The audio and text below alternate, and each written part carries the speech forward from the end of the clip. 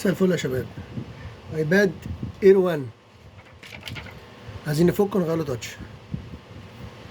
هتبدأ بالبلاستيكة دي وتدخل في اي حتة في التاتش من الجنب، ماشي؟ لما يخش معاك كده وانت بتنزل هنا في فلاتة بتاعت التاتش لحد هنا نقف ونطلع بقى لفوق بقى كده ونكمل من هنا. هو تلاقيه سهل معاك في الرفع.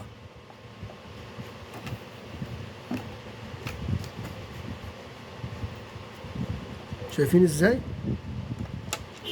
كده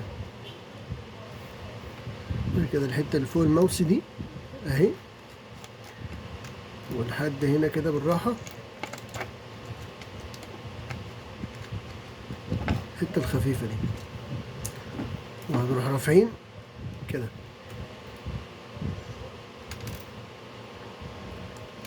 ادي فلات الماوس عندنا اهي سليمة. هنبدأ بقى نفك المسامير.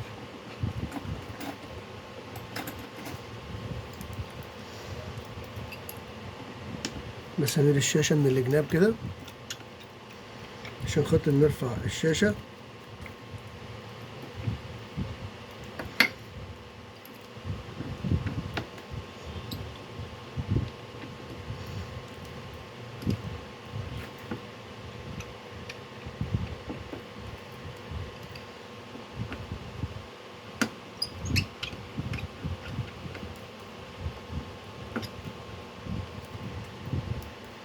وهنرفع من عند الكاميرا كده الشاشة لفوق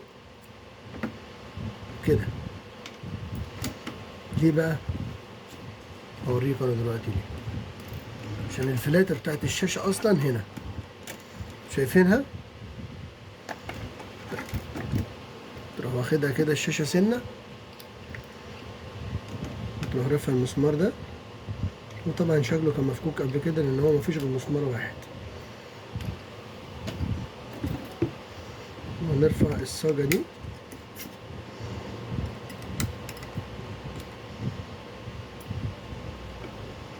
الشاشة طلعت معانا سليمة. أهم حاجة إن هي طلعت معانا سليمة، نركنها. وهنا عندنا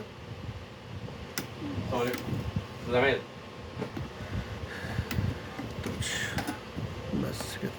مش فريد. وده الماوس. طبعا لما تيجي الشاشة الجديدة نركب فيها الماوس بس كده.